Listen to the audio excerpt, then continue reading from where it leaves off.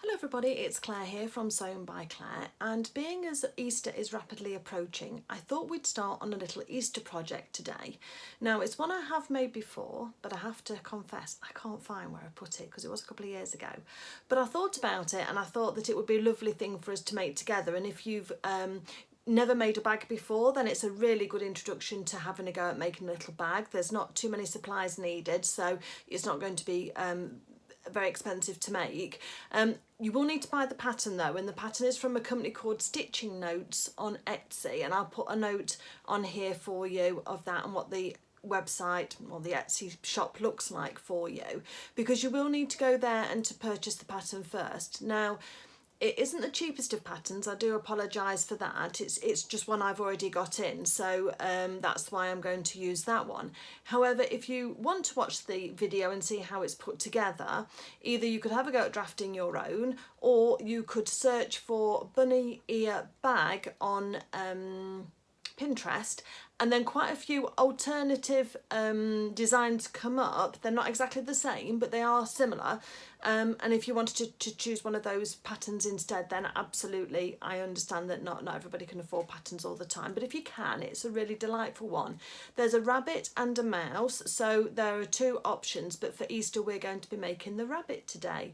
So I'll pop a couple of pictures up here for you now so you can have a look. It's got a lining and an outside fabric. On the outside the face is embroidered before we put the bag together, and then if you wish you can put some hand stitching as a nice little detail around that, around the ears, for just to make it look nice and to keep the lining and the outer fabric separate. You can also box the bottom of these and do box corners. That might be something that you're not familiar with, so that's another skill that could be learned for this one. And then the ears tie together when it's finished, and you can use it for popping inside some Easter treats. So it obviously for chocolates, that's the traditional thing for Easter, isn't it? But anything you've got, a little gift, a little jewellery box or something like that, whatever you choose to give for Easter, then it'll take that inside for you. So I'm going to gather some fabrics together, and I'm going to tilt the camera down so you can have a look and see what I'm doing, and we'll get started. So whilst looking for my pattern, I did actually manage to find the one that I'd made before. Now I'd made this one out of a lightweight upholstery fabric, as I think you can see. The only thing that I'll say about this one is that when I tried to tie the ears on it, which you'll do like this to make it into the right sort of shape, it was a little bit thick. So don't choose anything too thick for your rabbit bag, because otherwise it is going to give you that thickness here where they cross over. But the solution to that was just that all I did was just put the bunny ears on a bit of a slant and give them a bit of a twist, and then I just made a ribbon bow and just prettied that up, and then what I did was just tied that carefully. I mean, obviously you need to be careful of anything you're adding that will be a choke hazard if it's for a small child, so just be aware of that. One second, let me just tie this up. It's a short ribbon, you see. It's trying to do it on. If I wasn't on camera, it would have worked straight away. Okay, so then, and obviously once this is full, and then you can then adjust your ears to be however you wish them to be. So that's the size of it. It just fits in your hand. It's just the right size really, just for a few special treats. And I did also put a little tail on this one. I'll have a look later on to see if that's actually part of the pattern, but at least then you can see what sort of size it is when it comes out. I did think that if you wanted to make this more gender neutral, obviously I've gone for florals, use a neutral fabric, or you could even change the face. It doesn't have to be cutesy like this. It can be zigzaggy eyes and a funny mouth, can't it? Just to add some interest to it if you think that the recipient would like something different. So what I'm saying is you can change the facial features, so long as you're staying within kind of like the region on the pattern, then you'll be fine with that. So that was the one that I made. Anyway, once you've got your pattern, and obviously I can't share this pattern with you because that's you need to pay for that and to buy that. But if you get the exact one, test your 1 inch square and all you do is just put your a measure up against it to make sure that that's right and you've got the right measurement for that. And then what I've noticed is that there's no seam allowance on the actual pattern, and now this is because you can either choose to trace out your sewing line and then cut 1/4 inch if you want to wider, or I prefer to actually cut out my pattern pieces with the 1/4 inch on them already, and then I know I'm not going to forget. So what I'm just doing now is I'm just going around and adding 1/4 inch.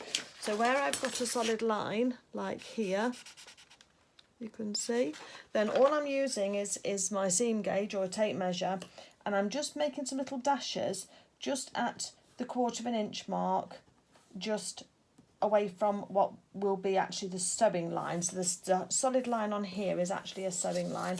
Now my pen isn't working very well because things happen like that. And then I just thought I'd show you on the curvy bit.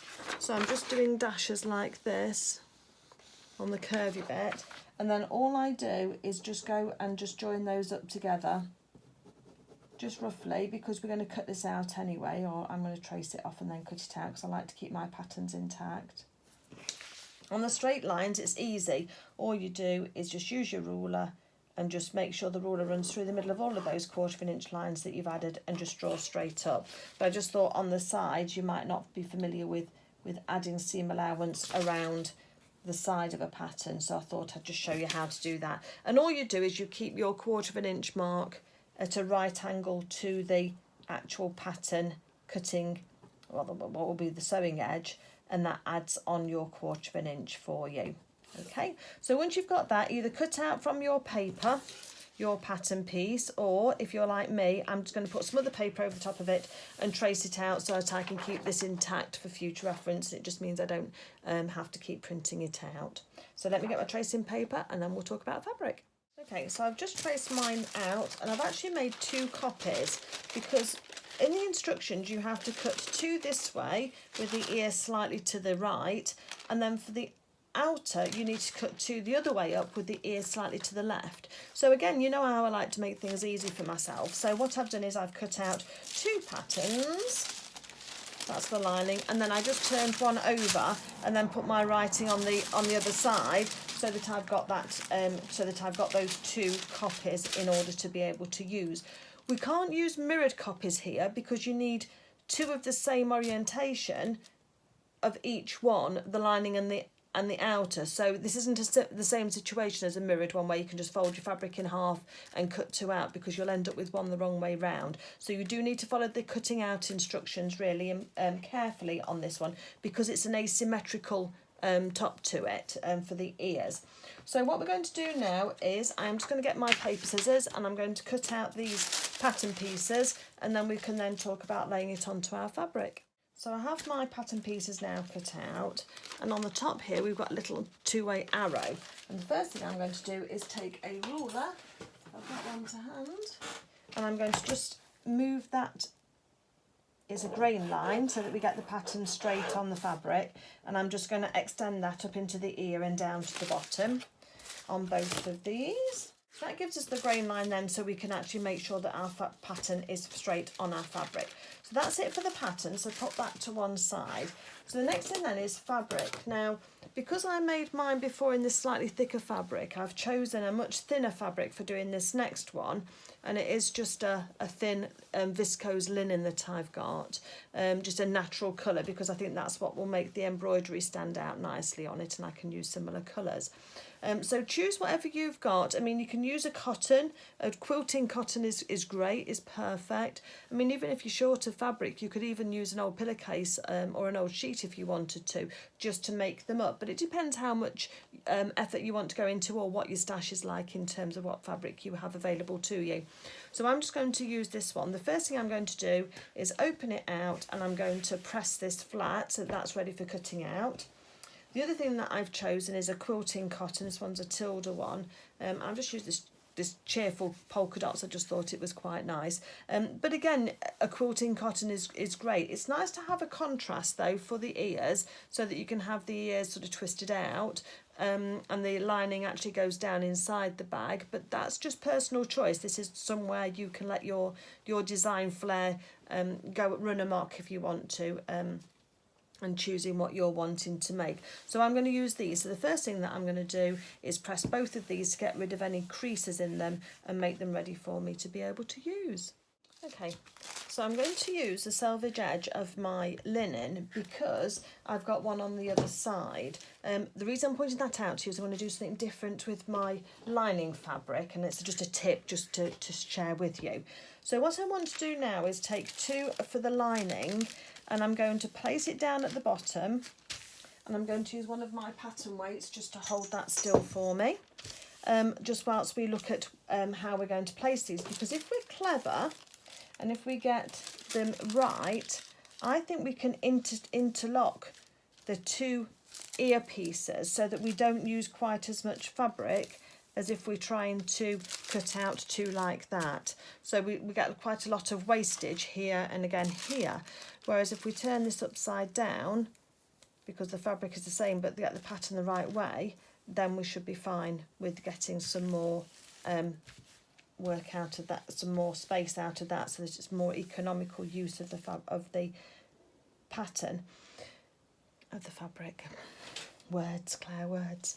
Right, so on this one, where I've got the 2 on the outer, which is the other orientation, I know that this way up is the inner, so I'm going to use that one as my second one. And then what I do is I get my tape measure, and again, you know, this is a tip that we use for general dressmaking, is to measure your grain line, but it works for all your sewing. It only takes a few seconds to do. So I'm just going to measure, that's 13 centimetres to the selvage edge where I can see. And then on this side here, I can see that's slightly less. So I know it's slightly twisted. Let me go back again. Just do 13 to that one there. Move it along. It just elevates your sewing, I think, when you get everything all lined up properly. And then that's 13 just to there. So let me just move that slightly out.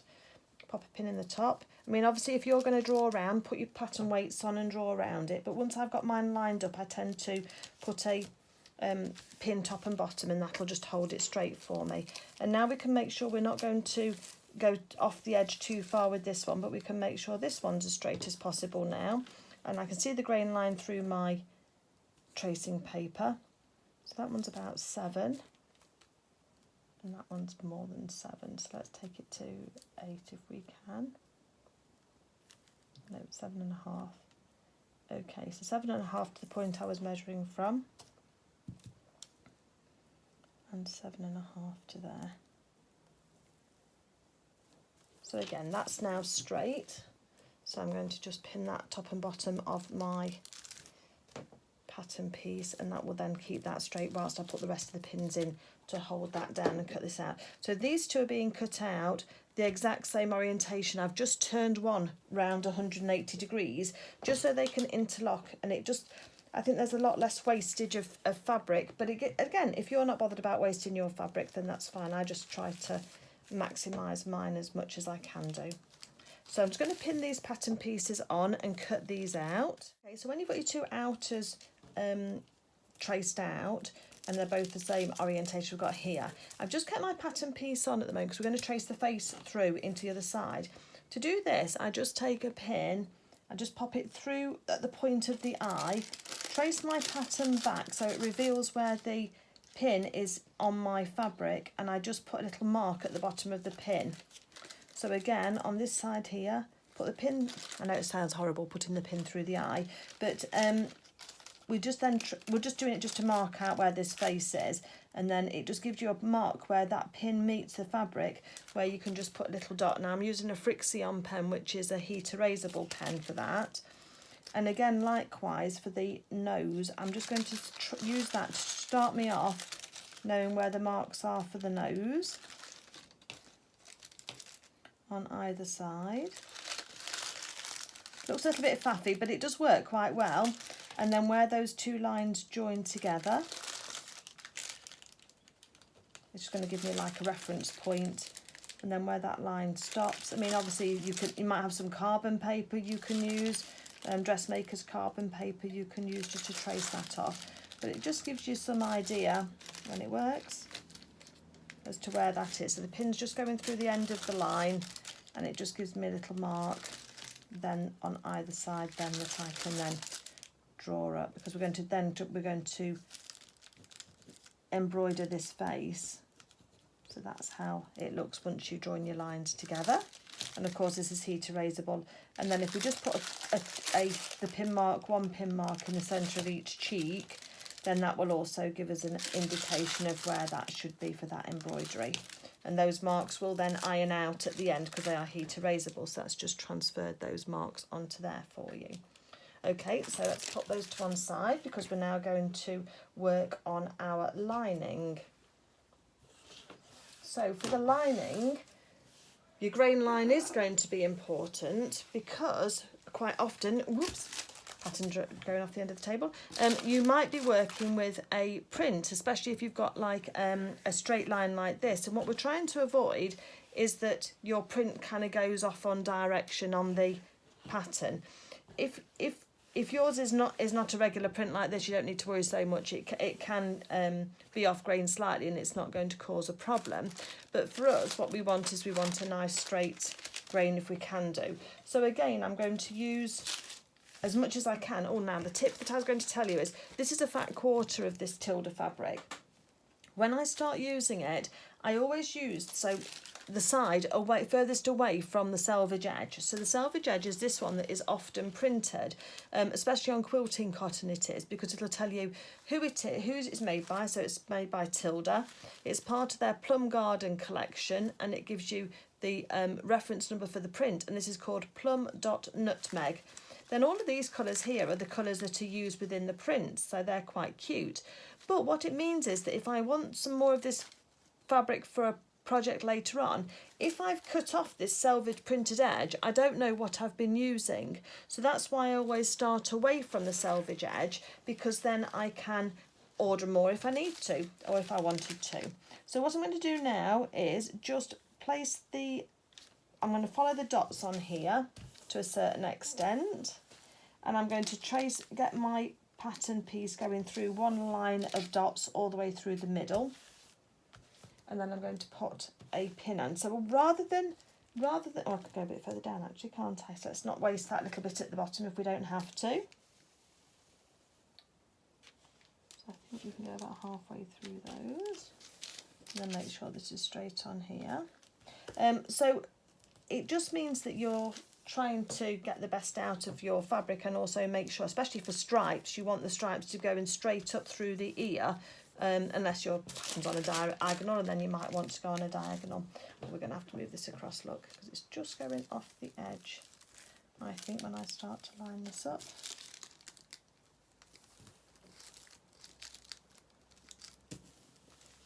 Right, I'm not going to worry about that little millimetre for the sake of saving some of my precious fabric. So let me just pin that on the bottom. So I have got the grain line going all the way down through the spots. I'm just going to make sure I'm going to get to the same orientation, and yes, cut 2 for lining, and that's the opposite direction to the one that we've got for the outer. I think that's the most complicated thing about this pattern, is actually getting your fabric cut out the right way round.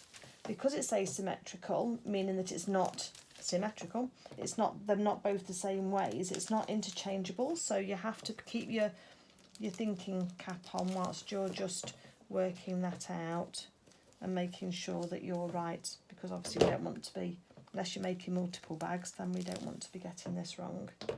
So let me just carry on with this, and I'm just going to pin this down. As you can see, interlocking again to try and maximise the amount of fabric, minimise the amount of fabric wastage we've got, and maximise the amount of useful fabric space we've got.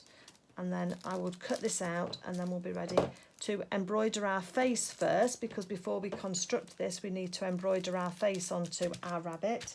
It only takes a few moments. It's really quick and easy to do, so don't let that put you off.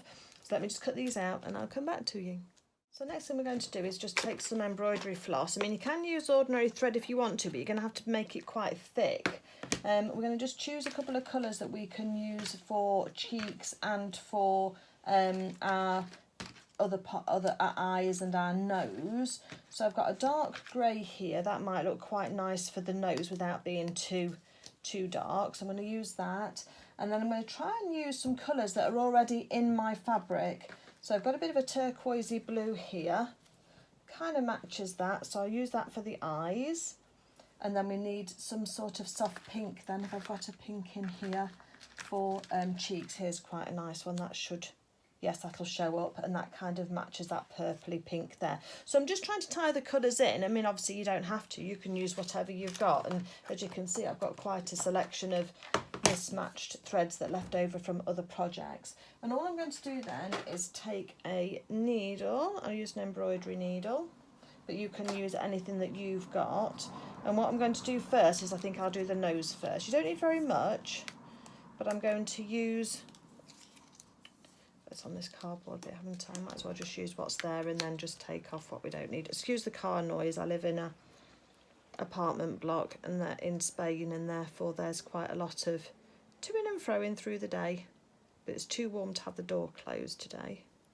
Right, so I've just threaded my embroidery needle there. I'm going to put a quilter's knot in the end here, which is just 3 wraps round, fingers over the needle, and then pull through all the way down to the end, and that gives you a nice little knot just on the end there. There is a video on my channel on how to do these if you wanted to do it a bit more.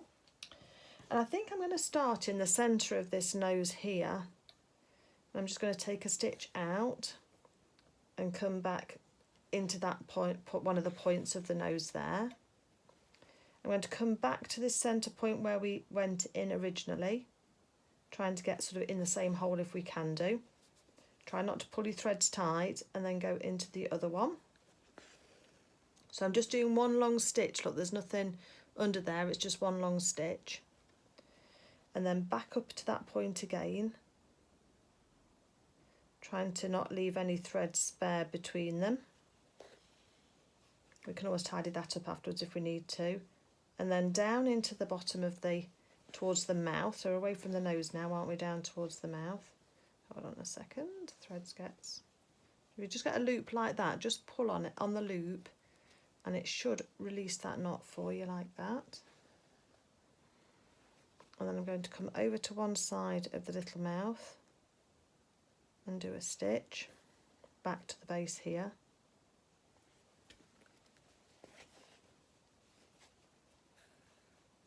And then out to the other side. So it's a nice simple face, but it's really cute the way that it all just sits together.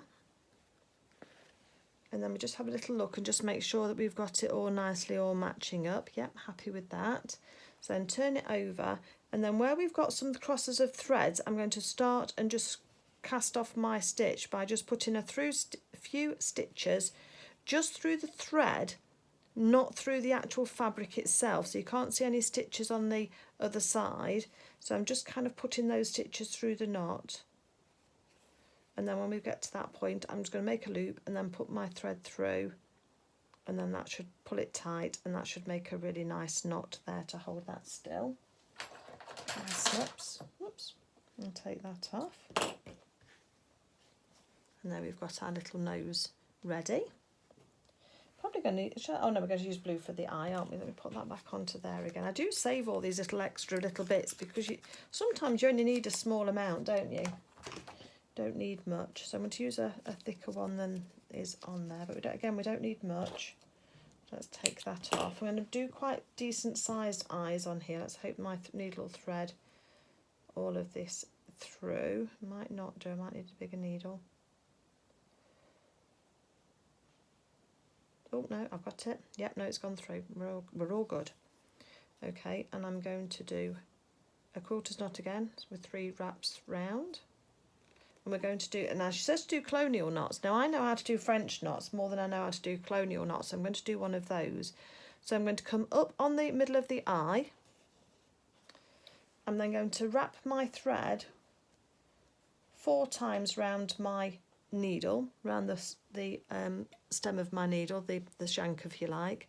And then I'm going to, with my finger, just hold those together, because what you want is you want your needle to go back in almost like one thread away from where it came out, holding on to those wraps on your needle. And then when you're at that point, just tighten them up just to make sure that they're nice and tight around your needle, not getting caught on the back. And then you can pull those wraps, oops, over the eye. That's why I needed a embroidery needle, and I've obviously not got one. So just loosen those off a little bit, and then that'll come through, and then that'll give us a little eye. And then I'm going to go on to the other side here and just put my needle and threads through the eyes there.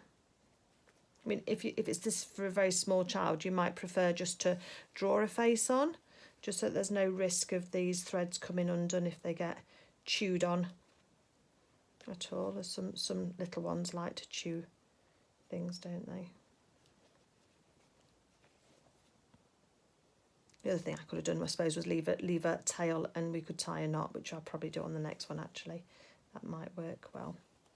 So I have got a little bit of a bulk on the back there, but we've got to fasten it off somehow. So if we were doing it where we leave it a tail, I'm going to take it through again. So I'm going to leave myself a tail to be able to knot it off with. I'm then going to just carefully wrap round. So we had 4 wraps, and then put my needle back down to where the eye's going to go through, making sure those wraps are fairly tight, and then push back down through that needle, through the fabric towards the back, giving it a wiggle because it's quite tight on there. Oh, got one bigger than the other now, so I've pulled that one tighter. Oh, got a bit of a boz-eyed rabbit going on. And then I'm just going to then tie this together on the back here. I might take the other one out and do it this way because I think it has worked better. You just waste a bit more thread this way. So just trim those ends off, not too short because I don't want it to come undone. Yeah, I'm going to undo that other one. If at first you don't succeed, redo it. Let's take those bits off. So we've not got much thread left, so we've got to just be careful. Obviously we could take more off the wrap, but I'm trying not to waste it. So again, let's go through on the eye, leave a tail on the back for tying. I'm going to do 4 wraps round, 1, 2, 3, 4, and then needle back down into the fabric, just a small gap away. Just pull those threads just slightly tighter, so they're not too loose around your needle. But you do need to get your needle through, that's it, got it. And then just pull that tight, and then we can, well, that's pulled through a little bit. Okay, and then if I hold on to those ends, I can wrap round and then use the needle just to push that thread through. Just tighten that up slightly, and that should be all done twice, and then snip off your ends. Okay. Well, we need that still, don't we? So now we've got 2 eyes and we've got a nose and mouth. So now we're just going to do the little cheeks. So here we've got our pink again. Now the cheeks are done in satin stitch and done as little ovals. So we probably just need to use our Frixion pen just to give us a bit of a circle just to work with. I don't want to do too bigger ones. Let's just do that and try and get the same size on the other side. And we're going to go to the outside of the cheek, of the circle for the cheek, so that then all is nice. This is too long here, I don't need all of that, but we will need quite a bit. I'm going to use all 6 strands again. I use 6 strands for the eyes as well. No, that should go through here.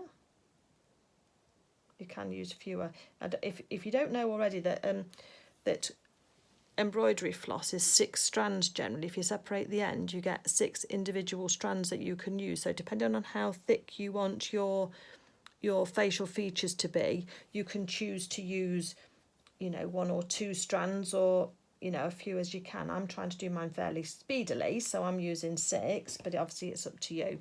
So I'm just going to come up first of all and do a stitch in the middle of the circle just to give us something to hold on to. Let's got that anchored down. And then I'm going to go to the outside edge of the circle and I'm just going to do a stitch there, just to the side. And then generally you come back down but a little bit further in, and you just build up your stitches by going from side to side so that you build up this little circle of colour for the cheeks. If you go too far apart, you'll get holes in between your threads, and the idea is that, like on this one here, it's a fairly solid kind of, you see without the light? Yeah, it's a fairly solid kind of looking cheek, isn't it? So you just keep coming down one side of the outside of your coloured circle.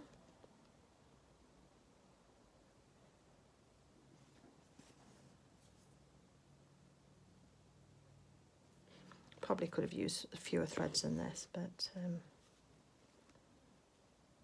it'll still give a nice little rosy apple like cheek for the rabbit. Just make sure, and you can also use your needle just to comb those threads into place as well. That always works nicely. A couple more stitches on this side I think and we'll be pretty much done. So remembering to come in again to do the other side of the circle.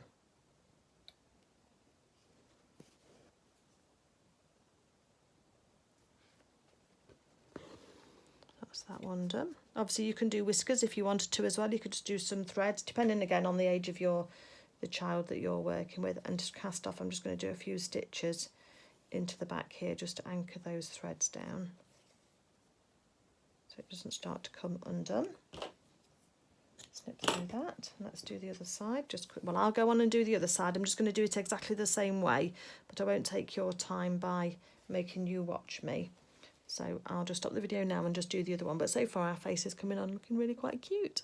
Okay, so once we've got our face all nicely embroidered, what we're going to do now is take one lining piece and one fabric piece, and we're going to put those right sides together. So that's my right side, and I'm putting that right sides together with my outer piece, and I'm going to just put some pins in just to hold this in place. Just make sure that it lines up perfectly.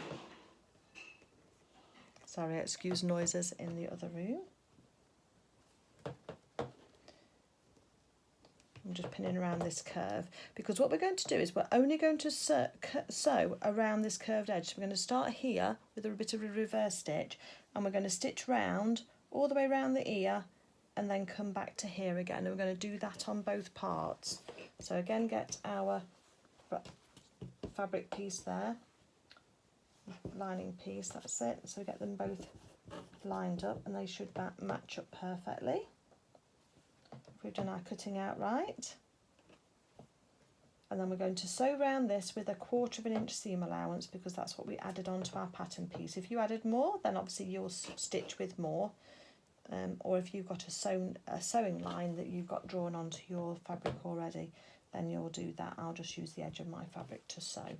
So we're going to, on both of them, we're going to start and stop here and here and go up and around all the way around and then finish here. So let me get my sewing machine and I'm going to just do that.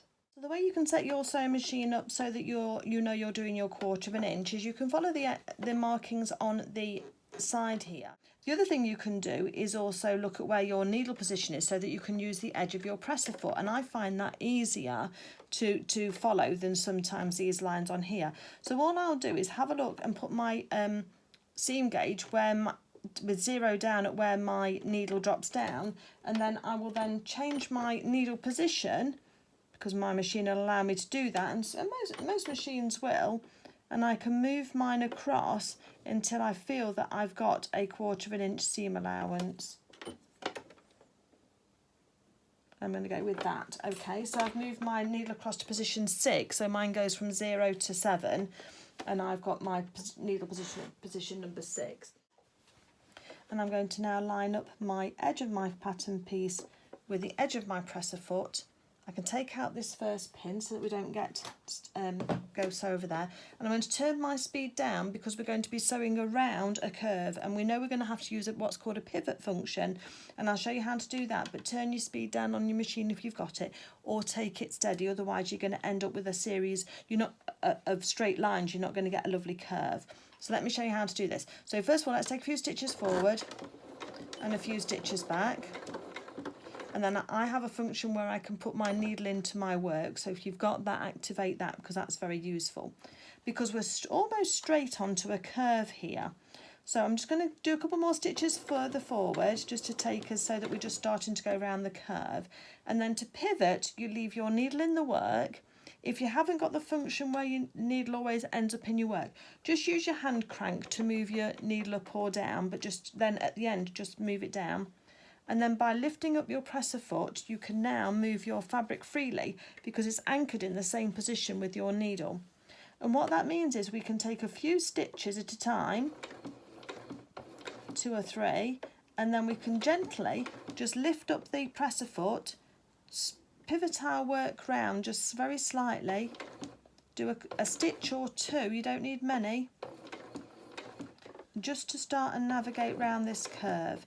And you'll find that if you just take it really steady, and if you can see, I'm just hardly lifting my presser foot up at all. You get really good at doing it, and keep your finger almost on the button. It has to be fully down when you're sewing, your presser foot does, but it just means that it's just then going to navigate round this curve nicely. So we've got a nice straight bit, so let's go up this straight bit here. Well, it's a gentle curve, isn't it? Until that next bit. Let's keep our needle in our work while we take our pins out, and then we're going to start and come the other direction. So we're just going to do the same, but just in the other direction. So we're just going to start and put pressure with our fingers on to move our fabric round, and then just lifting that presser foot up gently as we go.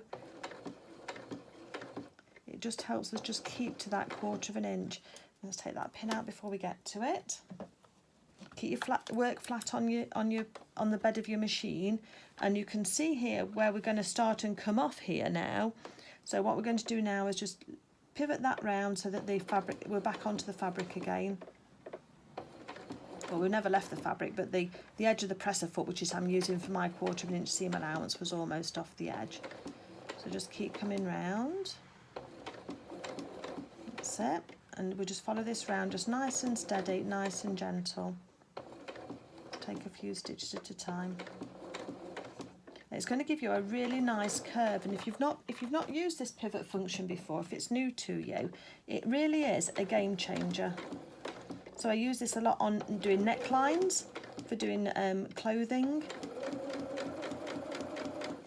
but also if you need to change and do a right angle, if you're doing any quilting, you can change your fabric right the way across, but always have your needle in your work just to anchor that down. Let's do a few more stitches before I take that pin out. And as I say, you don't need any fancy functions on your machine. You can just hand crank it with the little stitch dial at the back, so you can make sure that you stay in there. Make sure you don't get too close on these curves. They're quite tight. So as you can see, I'm just going really slow, and as you know, I'm an experienced sewing person, but even still, I'm still going this slow. So if you're a beginner, then just take your time, don't try and rush it. Take the pin out before you get to it, you don't want to sew over the pins. And then we can just come off the edge at a straight line and just reverse, just to keep that in place. And then trim our threads, because we trim our threads as we go. And then let's have a look at this. So hopefully you can see that stitch line there. Look how nice and neat it is. If I turn it over, maybe you can see it better there, look. So we've not got any jagged edges. We've got this lovely smooth, even though we've sewn on in a straight line.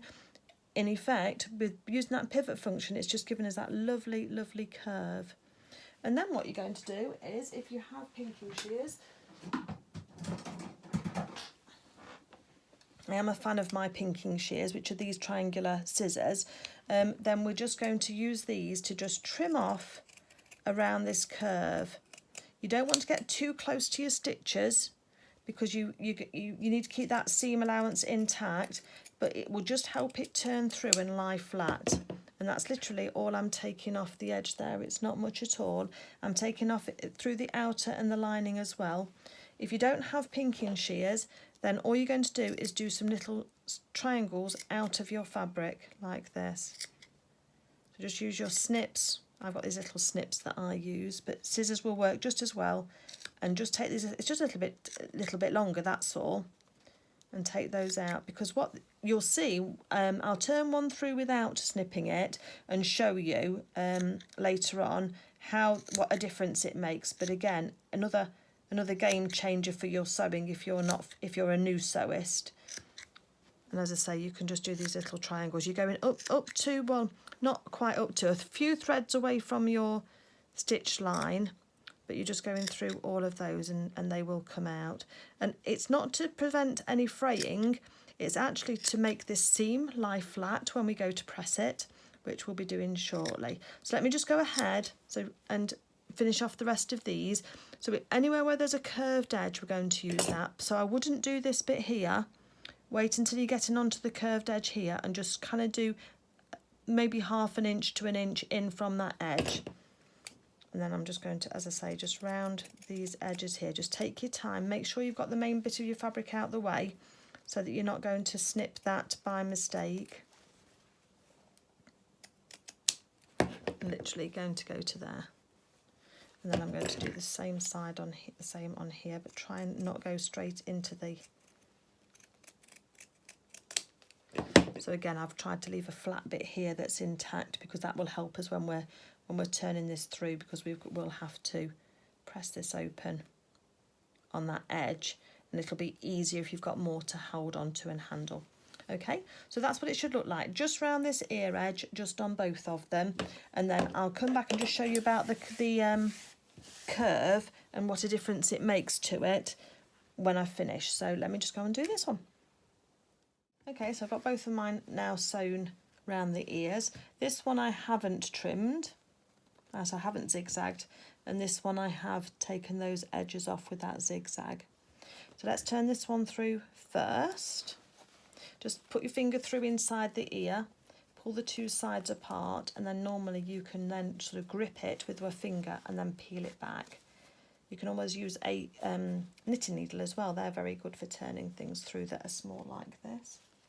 Not got one to hand at the moment, but I'll find one shortly. And then what we're going to do is we're just going to tease the edges of that fabric apart, so you can kind of roll it in your fingers and it'll start and pull that stitch line out to the edge. Start and get a look at what your finished bunny is going to look like, which is really sweet. So again, we're just going to pull those edges out right up so that you've got the stitch line right on the edge of where you're working with, and we can just press this with our fingers at the moment just to hold that in place. But if you can see, we've got some lovely curves going on around this area here. If you need to, you can take a pin as well and just use that just to ease out any sections that aren't. Just be careful not to put too much pressure on, because you will pull threads out and then it'll make it look a bit wispy. So we're going to do that all the way along the edge. And we can just finger press this a little bit as well. Just run your fingernail along it and it'll just help it all press and sit still. So that's our first one turned through. So let's try and do the same on the second one now. I've got a little bit there, it's a little bit flat. But again, you can just use your pin just to tease out that so that you've got a nice curve. But just be careful, just like I've just done. Can you see just there? Got a little bit of fluff come through where I've just caught it with the pin. Just snip it off if you need to, or you can thread a needle, and if it's a long one you can thread a needle and poke it back through. Okay, so then let's turn this one through and see how that sits. Because if I put my finger through again, exactly the same technique, open the sides up and pinch it and then peel back.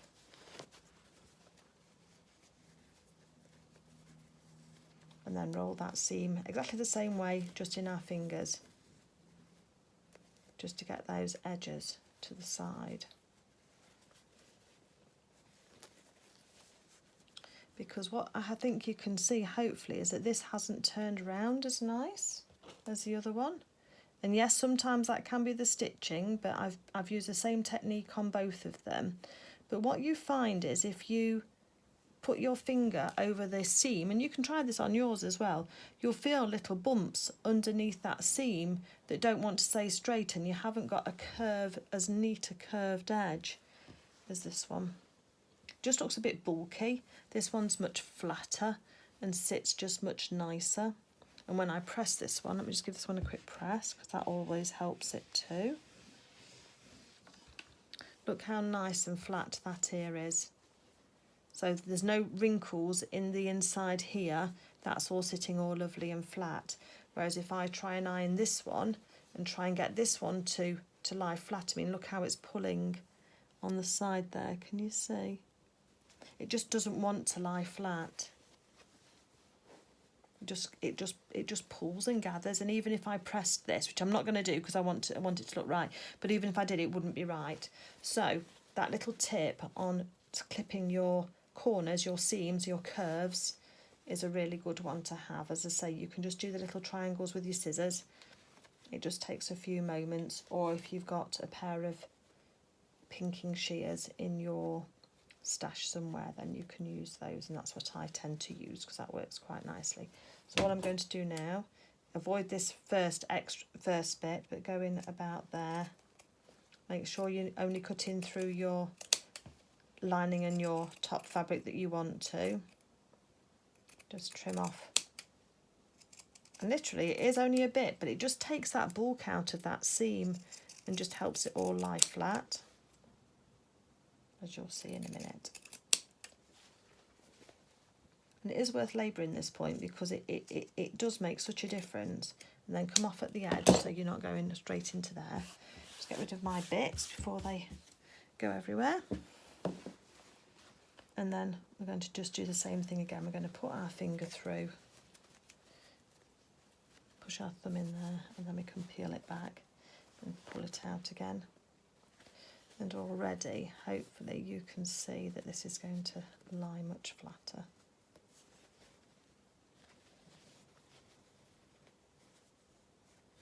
Just allows the fabric, can you see how that's just much smoother now on that edge?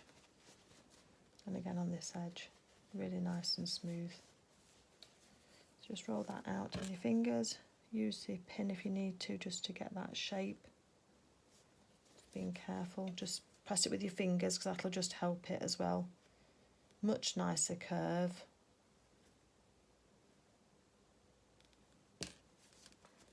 Heat of your fingers and pressure from your fingers is often enough just to get this going in the right direction. And we've not got any of that bulk in that seam now. So again, I'm just going to put this onto my ironing board. Put this across, well, little press mat.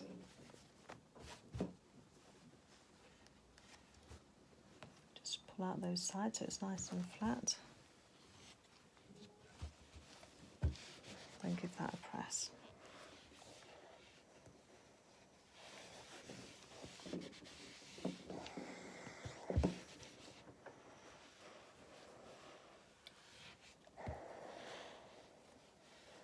Making sure you bring all that edging up to the top there. So there we go. We have got the two parts of our bag already with our lining attached on. And so the next bit we're going to do then is sew down the sides. So for this bit, what we need to do is we need to open out our top side really with our face on it so that it's nice and flat. We've got those side bits there nicely pressed. So the ear, so we've separated out the lining from the upper, and we've got that right side up on our work surface with the ear just loose and flapping in between. We're then going to take our second piece here, and we're going to also put our lining fabric over the other side, and we're going to put that one over the top too, so that we've got our linings together and we've got our front together. And then what we're going to do is take a pin to pin the corners first. Let's match the corners because that's going to be one of our starting points, isn't it? So match those corners together on our lining and on our fabric. And we're going to use my red pin trick as well, just to remind us, because what we're going to do is we are going to leave a gap for turning this round the right way to get those corners all nicely trimmed together and so they're all nice and level. Might just need a little bit of pulling because of the ears. And then if you get 2 red pins, we're going to leave a gap down the centre of our thing here, our bag. Just a couple of inches or so will do. Is that 2 inches or so? Yes, just 2 inches. Just move that one there, that's it. And then we're going to go up to these side intersections here. We're going to pull those seam allowances open and just press them with our fingers. And then we're going to mark those just exactly on top of each other. So lining to lining and linen to linen, or whichever your outer fabric is, inner and outer. And we're going to put a pin in there. Not a red one, because a red one means stop on this exercise. And then go over to the other side and put the other pin in the other side, holding that open. So nice, just pull those seams apart just so they sit nicely. Use your fingers and a bit of pressure and that should get it just right, so they sit on top of each other. And then a pin in there. Okay, so that's how it's looking. We'll have a pin down the side just to hold that together on each one, avoiding the red pins. Pins come out. So I pin into my corners like this so I can get really close to them without having to undo. And then we're going to pin again at right angles to the seam down the edges there. And across the sides here. So it's a bit of a strange shape for us to sew, but that's what we're going to do. So we've left this little bit here open, so we're not going to sew between these 2 red pins. Okay, so I've got an orange pin, but the rest of my pins are not red. So we're going to start at 1 pin here, and we're going to reverse stitch there and go over to the corner. We're going to leave our needle in our work and pivot, come up to the edge here, and we're going to finish right on that stitch line just there between the lining and the linen, which is so the lining and the outer, which is why you need those to be lined up perfectly.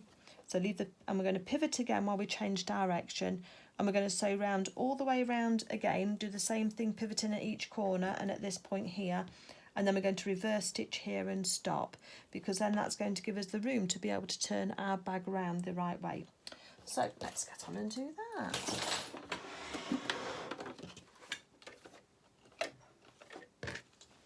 So I've still got my needle set up for my 1/4 inch. Just make sure that your lining is all sitting all nicely. Well, we've got the machine on, the presser foot on, we can take the first pin out because I don't like to sew over my pins. So I'm just reversing. I'm going into that corner in there, so I'm going to then use my needle down option, or hand crank yours if you need to move your needle so that it's right down in your work. And then you can twist your work. Now I can see that I've still got some fabric at the edge of mine, so I know I can take one more stitch to get to that 1/4 inch. That's better. Now I'm there, I'm going to take this pin out because I don't want to sew over that. And making sure my edges, cut edges are together on the side of my fabric. Now going to go up the other side. Pins out before we get to them, and I start and look ahead to where I'm going to be sewing to here, so that I've got that nice and flat and ready. So I'm going to get really quite close to it before then I'm going to take that pin out. So I need just 2 more stitches I needed, so I was 2 stitches away from that. Then I'm going to pivot, needle in the work, lift up my presser foot, twist my work round, again making sure my raw edges are together before I take my pin out again on the side here. And having those pins at an angle there on the corner does mean that you get quite close into those corners before you have to take your pin out. Just make sure it doesn't distort your sewing at all. And then we're going to then check that. Oh, I need another stitch. Okay, and then I'm going to go across the bottom here. Pin out. that. Now we're going to go all the way across the bottom because we've not got a red pin to tell us to stop.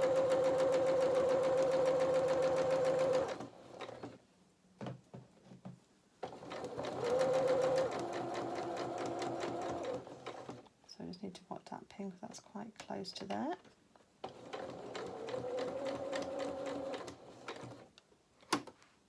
Couple more stitches and then twist.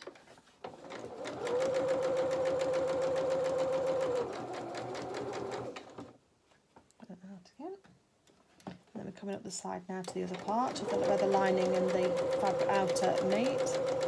So nice and slow going up to there. We don't want to overshoot. One more stitch, that's it, and take my pin out. And then down this side here.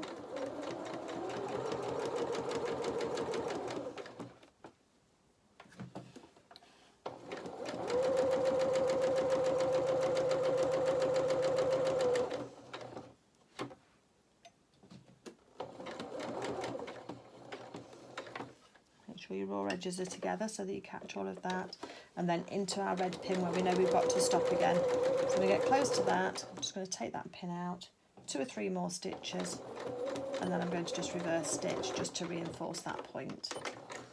Take our threads off. And I'll show you what we've got. So we started here, so we've got a little gap opening here, as we said, where we can get inside.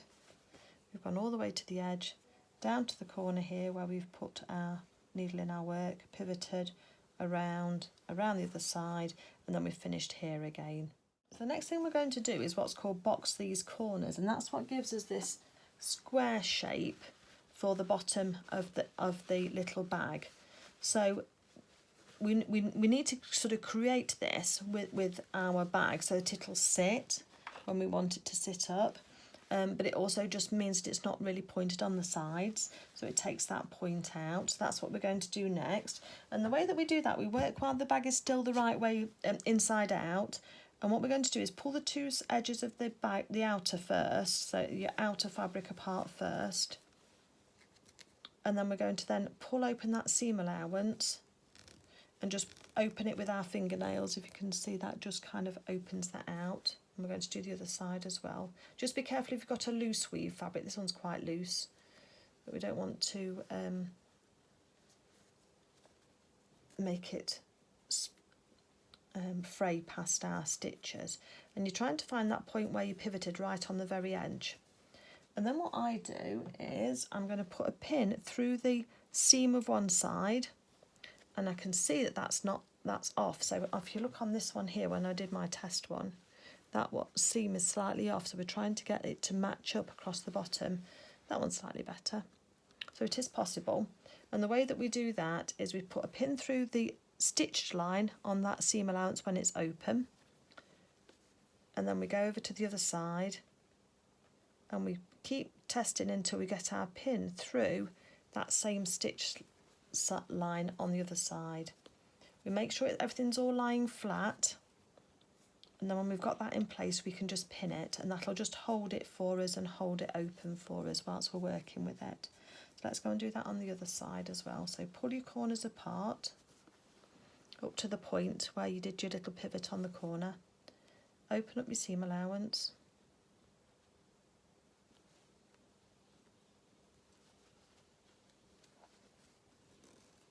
Just with your fingernails on both sides. You can kind of get them pretty close together anyway. It's just putting that pin through just kind of makes it just even more accurate for you. So have a little feel through, see where you are, and then put your pin through. Come quite a way up because we need to measure some off this, and then we need to sew it, so we don't want to have to take our pins out. So through the seam line on one, and then we're looking through oh, that was very close, on the other, and then we're just going to pin that just to hold that back.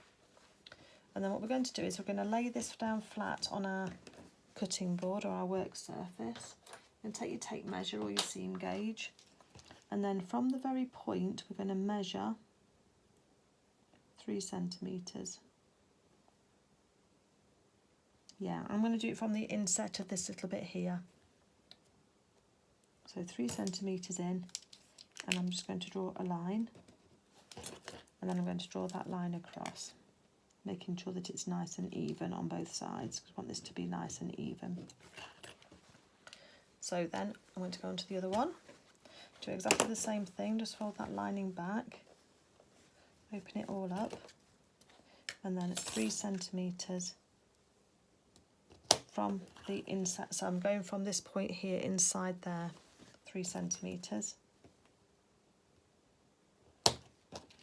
Draw a line, and then take that line just across straight. So you've got equal amounts on both sides. And this little friction pen would, or a pencil will just give you a line to sew on. Now my pin's on the wrong side of my line, so I'm just going to pinch it with my finger and thumb just to hold it while I move that out the way. And then what we're going to do is we are going to sew on that line. So I usually start in the middle so that there's not a pressure on the outside, and I go backwards. So a couple of stitches forward, then we go backwards, then I come forwards again. You can now take that pin out because that's holding our work for us. And then forward. So I'm starting and stopping my stitches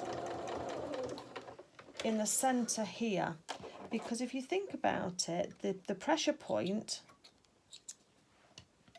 so I started and stopped here, went back to do that bit, came forward, went forward, and then came back. So my threads all start and finish in this centre section here. And what that means is that there's no, this is a complete piece of thread. If we started here and we didn't start reverse stitch properly enough, that could come undone, which would be a shame. So by starting in the middle and reversing, we then get that sorted. So we eliminate that risk. So let's just start again. Oh, not quite on the, that's it. So reverse, and then stitch forward, and then reverse back over the line you've already sewn. Try not to go too skew with your stitches and go off it. And there we've got our corners done. We're going to do exactly the same to your lining fabric. So pull it apart, open the seam allowances, match up through that pin through the centre, mark off your 3 centimetres, sew it across, and then when you've done that, the next thing that we're actually going to do, and use my pinking shears so I've got them to hand, is leaving about 1/4 inch seam allowances. We're just going to take off that excess, that corner. So we've just taken off the corner that we've just sewn across. So again, there's my stitch line. So I'm going towards the point of it, and I'm just going to give it 1/4 inch seam allowance and just cut it off. It can be with straight scissors, it doesn't need to be pinked, it doesn't need to be with pinking shears. So the next thing now is to open up this side, and to do this with the 2 lining pieces, and then I'll come back to you. Okay, so once we've got all 4 of our corners all cut off and done and boxed, we're going to reach inside here. I'm going to go for the bottom of the linen bag, if we can find our way through the ears, and then we're just going to turn it round the right way. So we've already turned the ears, which are the difficult bit to do from this kind of thing, so it should be a fairly easy process. And then we're just going to push our fingers into the corners, and I don't know if you can see that, but we've got a quite nice little intersection there, which is good. That one's pretty good too, slightly off, but not so much that I'm going to worry about it. It's more important on the outer ones, really. Keep your fingers crossed for me. Oh, that's a nice one. Okay, so we've got a nice corner on there where that intersection is. Let's see if we can go for the quadruple. Yeah, pretty good. Pretty good, I'm happy with those. So what we're doing now is we're going to tuck that in and just start to get a feel for the shape of our bunny bag, which is here. And our ears are off centre, which is how they need to be, and they will tie together nicely. Oops, get that together. So we can get, well, obviously it's not stuffed at the moment. Once it's got some sweet treats inside, then that'll be really lovely. You can give it a little press if you want to. If you've got a sleeve ham or a rolled up piece of fabric or what have you, then you can give this a bit of a press and what have you to make that sit nicely.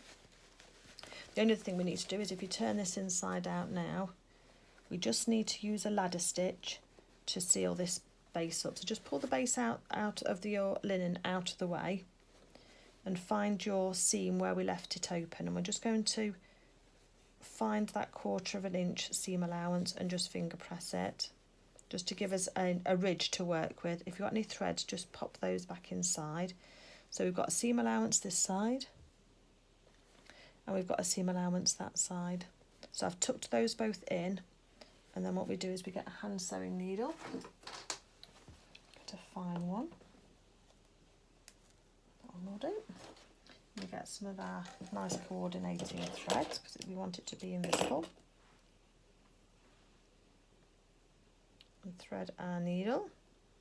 We are just going to close this bottom up now so that nothing can go disappearing on the to the inside of it.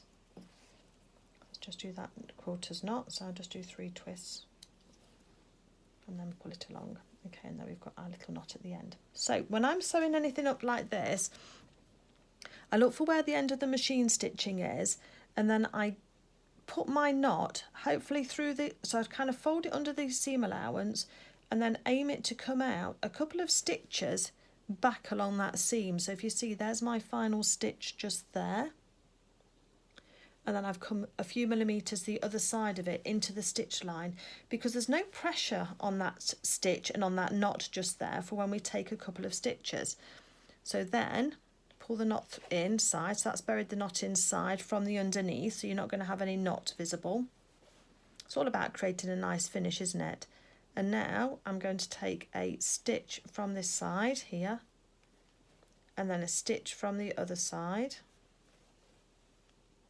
and I'm going to do that all the way along. Let me just put my glasses on, because just with this close-up work I just need my glasses. And it's called a ladder stitch because you can do a few stitches like this. So you're just going to take a little stitch, a bite of this side, just a few threads, and then a few threads on this side. So literally just a few threads on your needle. And you can do several stitches before you actually have to cinch it in, because it does go together quite nicely. So you can see where you're working. And I think it's called a ladder stitch because the stitches actually look like the rungs of a ladder, but it can be almost invisible. So here I've got my stitches, look, all there.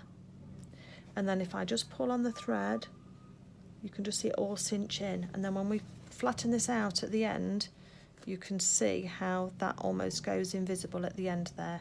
Obviously your stitching might be neater than mine, but that's what you're aiming for. So we're just going to carry on stitching along this edge. Just got a little bit of fluff in there, so that we've got that all going together nicely. And as I say, you can do 4 or 5 stitches before you have to then start to cinch it in, which is great too, because that just helps you see where you are and where you want to be with it.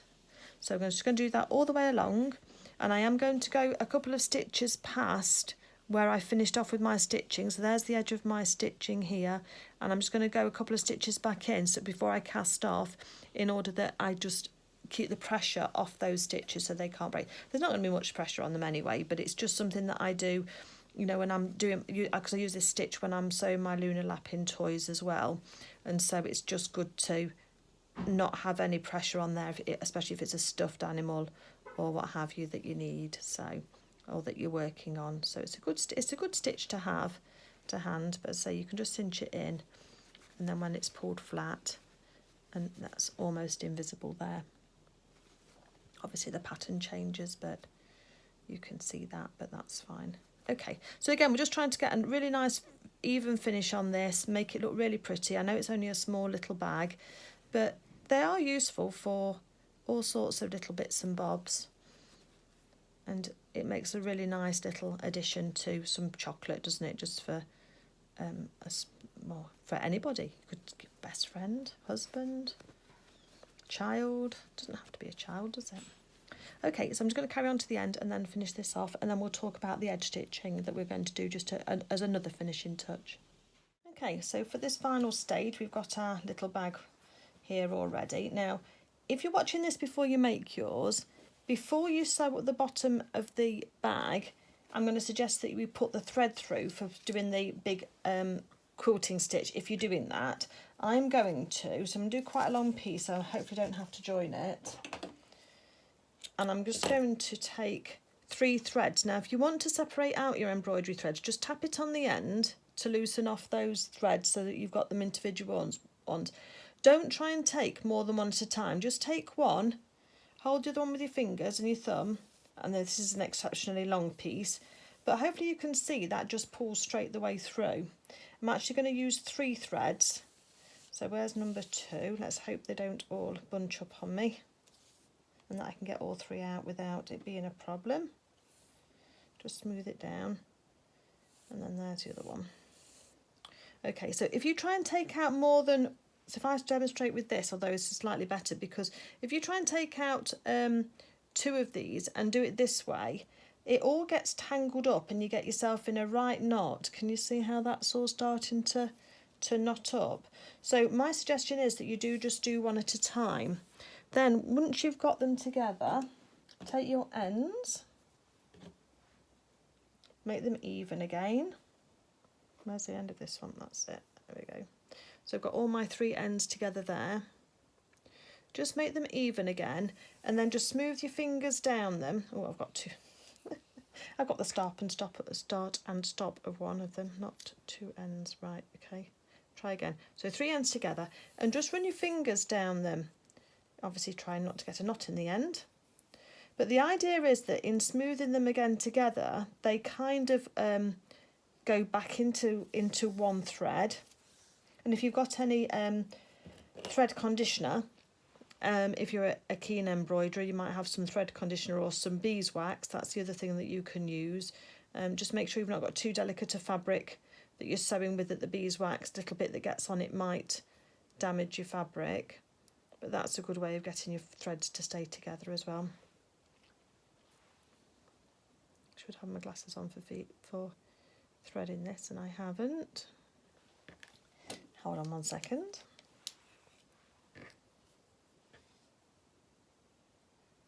I've got 2 through the eye of the needle. I just need the 3rd one to go through, if it'll behave.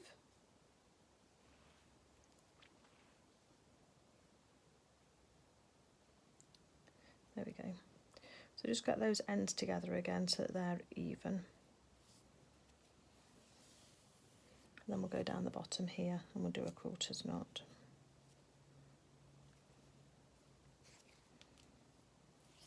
So 3 twists on there, and then pull it all the way through to the end, and we get a nice little knot there. Now what I am going to try and do is see if I can find a hole through my stitches in the bottom, because ideally you want to be able to bury this thread through the end, and I think that might be the best way we've got, but it might not work. No, my needle's going to stick in instead. So I'm going to come out on the side here, and I'm going to take a few stitches through the seam allowance only, kind of going a running stitch, kind of going up and down through that starting point. So I'm on the inside. Now yes, that is going to leave me a knot just there, but once we've got going, I'm going to cut that knot off, and because we've started in here, hopefully it will stay there. I am going to use my thimble though, because these are sometimes quite stiff, going through the fabrics can be. So what we're going to do first of all is I'm going to take like a little stitch in place, just to almost resemble like a back stitch, and that will hopefully just anchor that thread in place just there for me, and I can pull on that quite hard and it's not coming through, so that's good. So then I'm going to take my needle, taking a little stitch, and to bring it through to the front of the bag. And then working, I'm going to use my needle just to pull this seam up if I need to, just to make sure that I'm right on the edge of that. And then I'm going to take what's called a big stitch quilting stitch. So we're just going to do a running stitch. Now you're trying to keep this even, but if you do it carefully, you can usually load, I've got 3 stitches loaded up on there, and then I'll use my thimble. This is a silicone topped silicone thimble, so it's got silicone round here, which is great for gripping onto the needle as well to help you pull it through, but it's got this bucket end with the holes in, so I can use that end for pushing through, but then silicone gives you a really good grip on your needle when you want to pull it through, especially for quilting work. So I do recommend those if you've not had one before. This is quite a pale pink, but I just wanted it to be nice and subtle on the bag. So each time I'm doing a set of stitches, I'm going to then make sure, because here you've got a little loop just there. I'm now going to separate out those little stitches, because you see I just found it straight away. And then I'm going to smooth that spare all the way down through to my needle, because it's obviously got out of sync somewhere. And yours might too when you're doing it, which is why I don't edit out when things don't go quite right for me. I keep them in so I can show you what I do in order to make it right. So again, we're going to keep going round. So I'm just going through the lining and through the outer on the edge, doing about 3 stitches at a time, and then I'm pulling my thread through. Still getting that little loop, I don't know why. It's going to be annoying if every 3 stitches I have to pull those threads through. But there's no other way that I've found of separating out your embroidery floss without getting all knotted up and in a mess. Not that one? Right, it's that one. Okay. If I could find my beeswax, I probably would use that. So I'm just running my fingernail along it just to see if that will, and then just make sure that's straight. Okay, let's try again. So again, trying to keep these stitches all nice and little neat. It's just a little bit of an edge. I mean, obviously you can do this by machine if you wish to as well. Just set your stitch on a longer length. That would be my suggestion.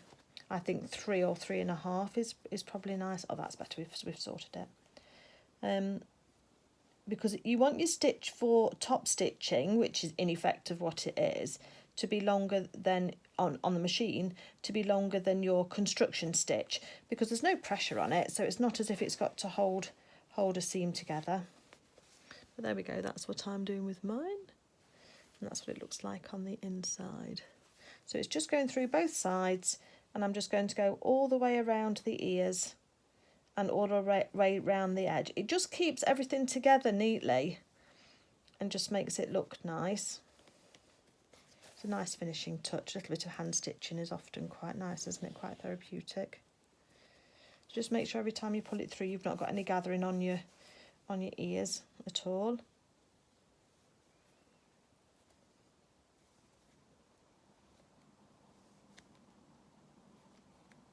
So about 3 stitches at a time seem to be suiting what we're doing at the moment.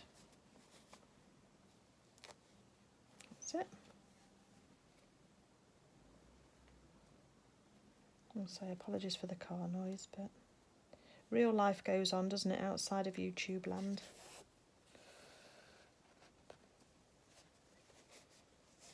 That's it. Okay, so I'm just going to carry on all the way around this character, this character, I'm talking Lunar Lapping talk, aren't I? Sorry.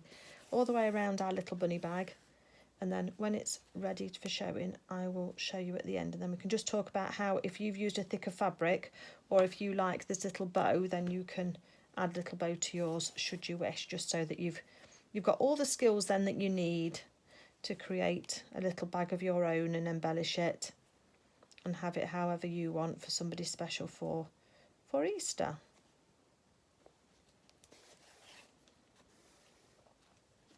Okay, I'll come back to you when I've just finished all the way around.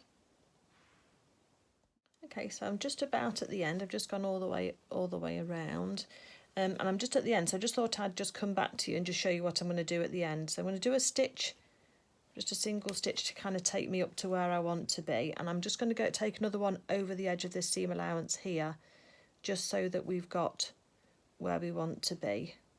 And I'm going to come round on the other side, because I think it's easier to hide your stitches on the lining than it is on the outside. So on the outside it's going to look like it's a continuous line of stitching. And then on the inside I'm just going to do a little back stitch again, just to kind of anchor that down. That's our little knot. We can see the original knot we had here.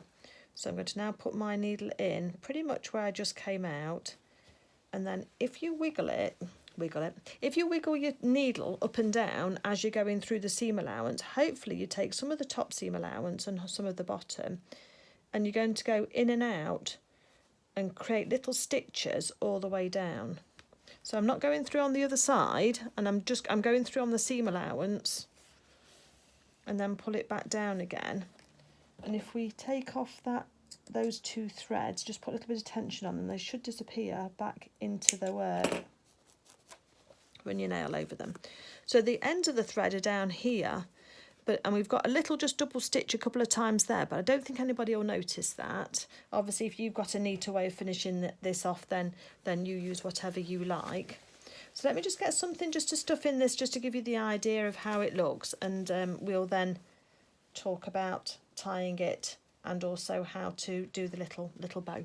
Okay, so I just found a little bit of scrap fabric and I've just popped that in, and then we're just going to tie the ears up. Now you're trying to tie these artistically so that they look sort of like bunny ears, and it does take a little bit of fiddling to get them how you want them to be, looking nice. I mean, any little ones are just going to grab them and eat the chocolates, aren't they? They're not going to care how artistically you've designed your ears, but that would be something like I would suggest.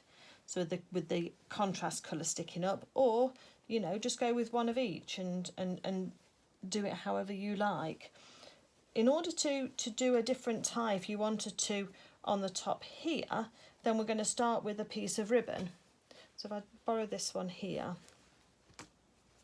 so this is just a length of ribbon. It's a little bit messy on the back side, but so I tied a bow in a separate piece of ribbon, and then I stitched it, put a little knot in the middle of that, and then stitched the bow and the knot together and put a little motif on the front here just to hide that, because then that can just sit on the front there. I mean, you could just use a button if you wanted to, if it was for a boy or whatever, or you know, if the person you want doesn't like bows and ribbons. Sometimes the girls don't, do they either?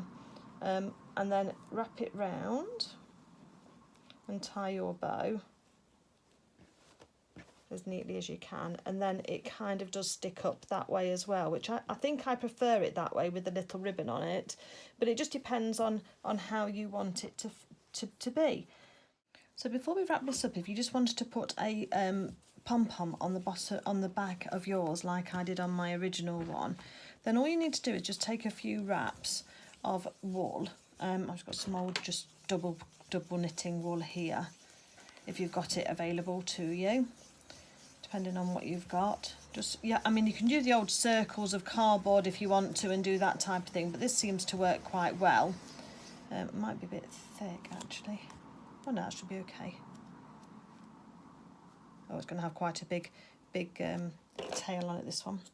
So I've just wrapped that around, just found something that I could just wrap it around, or you can use something that's oblong as well, that works quite well. I've just slid it all off, and this is my quick and easy way if you've not got a pom-pom maker. And if you were making this for a very small child, I probably would skip this step. You could add a button if you wanted to, but again, you've just got to think about choke risk of them pulling all the threads out, or it not being, you know, it not being secure enough, really. So again, I'm just going to tie this in a really, really tight knot just to hold all of that together.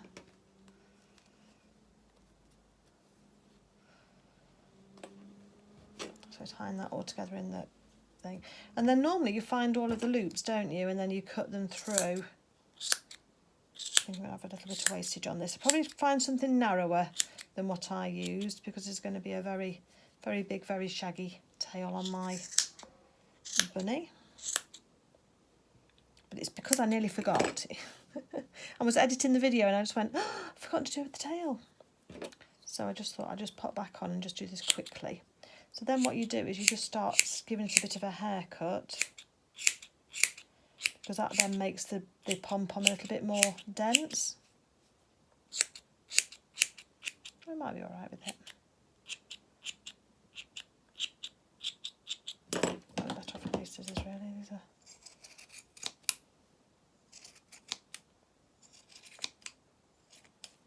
definitely fluffing it up. but as you can see, you get quite a lot of fluff if you're not careful, and you don't want that to be a choke risk for a little, very small baby. So really, you're just trying to fluff it up so that you hide your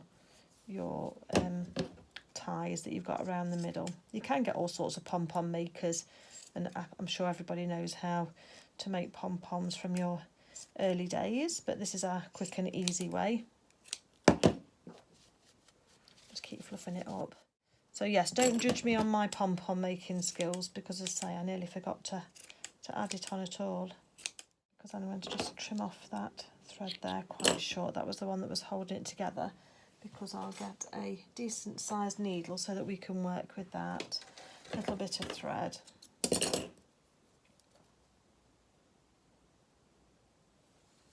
Sew that onto our needle. Hopefully I've not been holding my pom-pom too high and you've been able to see. To do that little knot on the end there.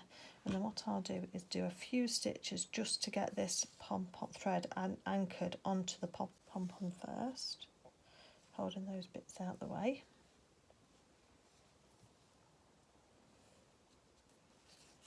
It's not going through the centre, it's just really holding onto that knot, and that's why that piece of string in the middle needs to be really, really secure. Knot in my thread again. Do you know, I always have knots whenever I'm on camera. Okay, and then let me just take out what the inside is of this for 1 minute. And then if we put those two ends together there, let's find a crease on there and put them together. So I'm putting together the two ends of the box corners to give me a bit of a positioning. There's a pin. Just pop that through. And then I think I'm going to go a little bit higher on that, just on that line though. So that should be about right. Okay, so that's given me the idea. So I've just made my crease along the bottom edge there from corner to corner of the boxed edge. I folded it in half to get halfway. And then I've gone about 3/4 of an inch up from there in case you want a bit of an approximate measurement to save you having to work it out. I'm going to put my fingers inside the bag. I'm going to then remove the pin, because otherwise we're going to stab ourselves, but without moving the actual pom-pom itself. And then I'm going to try and just take a few stitches just through the bag. I mean, we might go through the lining as well. If you want to, you could do this before you seal up the inside of it, before you do that ladder stitch step, because that would make the most sense for the time to put it on. But as I say, I forgot. I don't think it's part of the original pattern. I'll have to have a look and see. I think she puts a bell on hers, a bit like the Lindor, you know, the Lindor Easter Bunny. Takes one of those types of little bells and sews it on just under the ear. So I think she puts it on just to one side, just like there. You don't need very many stitches, it's just going to hold it on and anchor the tail on for you so that you've got that all in place. Just make sure it's fairly secure though, you don't want it just coming off willy-nilly,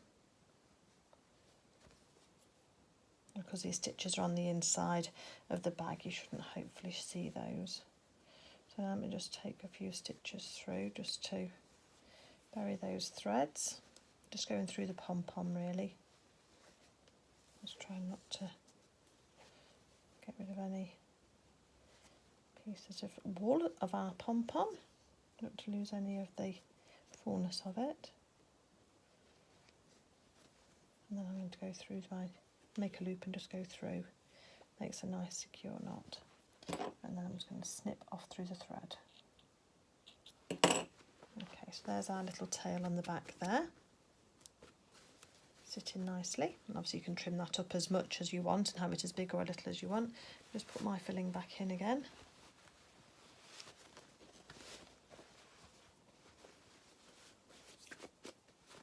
Get the fluff off. And we're back onto putting our bow on. And getting that ready for whomever is going to be the lucky recipient.